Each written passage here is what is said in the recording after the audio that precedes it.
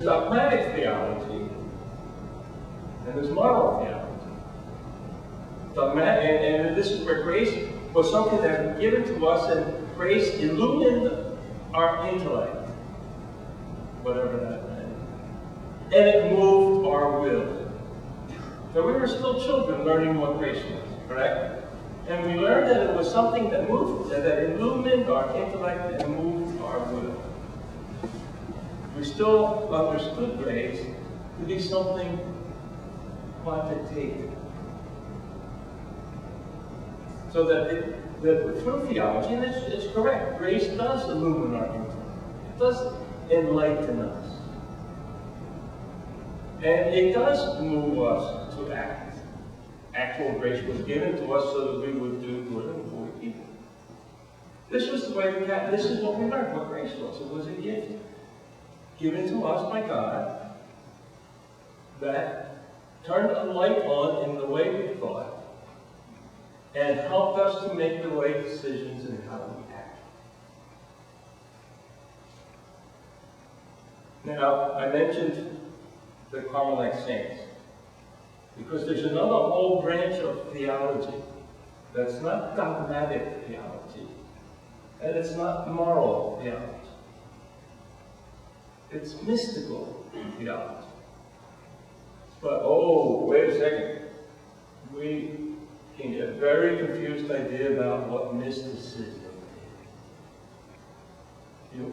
If you go into any of the big bookstores, Borders, or what are those other big bookstores, Barnes and Noble, and go to the section on mysticism, or see what's classified in mysticism, it's usually it's mysticism and the occult. They go together. So that mysticism is very much understood, and even some Catholics, we have the idea that mysticism has to do with visions and supernatural or unexplainable, but not necessarily supernatural, but they're unexplainable experiences. But mystical theology is a different branch of theology. It's a different type of theology. Dogmatic theology teaches us about God. Moral theology teaches us how to live because of what we learn about God. Mystical theology explains to us how to have a relationship with God. And so then it's not so much an analysis, it's not analytical like dogmatic theology. And it's not moral or moralistic like moral theology. Mystical theology, the theology that comes from the mystical doctrines of the church, is something that explains how do we have a relationship with God. Not relate to God, but relate with God. And it also explains how does God relate with us. Because what we learn from dogmatic theology, what we learn from moral theology, it's all true, it's very true. But it's incomplete unless we understand that we ourselves have a relationship with God. And more importantly, understand that God has a relationship with us. Again, if we look at the structure of the catechism that we learned, the one that we were growing up, there were 3 sections of the catechism, of the Baltimore Catechism. First section was the creed, second section was the commandments, the third section was the sacraments. And I think it was something like chapter 37 or 38 on the sacraments, which was the next to the last chapter, there was one section on prayer. And prayer was raising up the mind and heart to God, simply speaking. If you look at the present structure of the Catechism of the Catholic Church, there are 4 sections. 4 equal sections. The Creed, the Commandments, the Sacraments, and then a whole section on prayer. Because what has come into its own, what has matured as a theology, what has matured as a way of understanding our faith, is understanding that we have a relationship with God.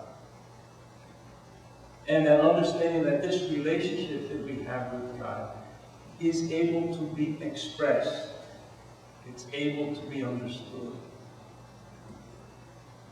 So that in the present catechism, the Catechism of the Catholic Church, it says about grace, our justification comes from the grace of God. Justification. Our reason for being.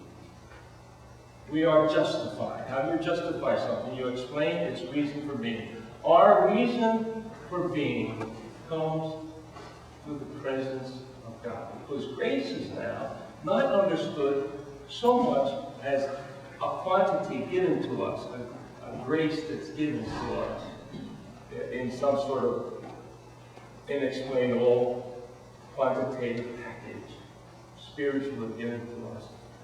But it's the measure of the relationship that we have.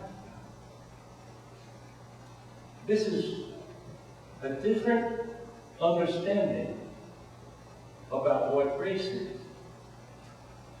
And the expression of the relationship that we have with God is now understood to be what prayer is. It's not just raising our mind and our heart to God to ask Him for things. It's more than, if you remember from Catechism, adoration, contrition, thanksgiving, and supplication. Prayer is more than just that. Prayer is entering into communication with God. And it is also receiving communication from God. It's entering into a relationship with God. It was not always very clear.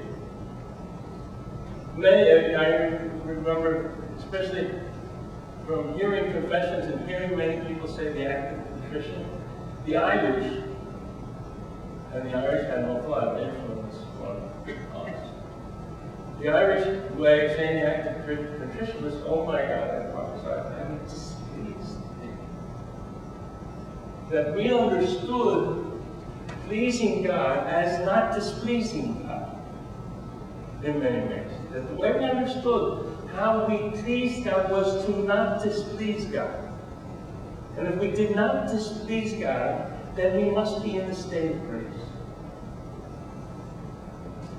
But if we understand that from what the mystics explain to us, what the mystics, when they talk about prayer and when they talk about the relationship with God, they don't talk about displeasing or pleasing God. They do talk about pleasure, but it's the pleasure that comes from the relationship, the satisfaction of a relationship with God. So St. Teresa's famous, St. Teresa of Avila, the Spanish St. Teresa, her famous definition of prayer is, mental prayer, in my opinion, is nothing more than a dealing in friendship, taking much time to be alone with the one whom we know loves us. It's not just raising the mind and heart to God. It's not prayer. It's not just speaking to God about things that we need or telling God that He is almighty. He already knows He's almighty. Prayer is not just saying, I'm sorry. Prayer is not just saying, I need this, please help me with this. Prayer is being alone and being with the one whom we know loves us. That definition from the book of St. Teresa's, called The Life of St. Teresa, written by her in chapter 8, paragraph 5, is a whole new way of understanding prayer. It's because prayer is the way we relate to God. God's part in that relationship is what grace is. The communication that happens between God and the human person, the taking that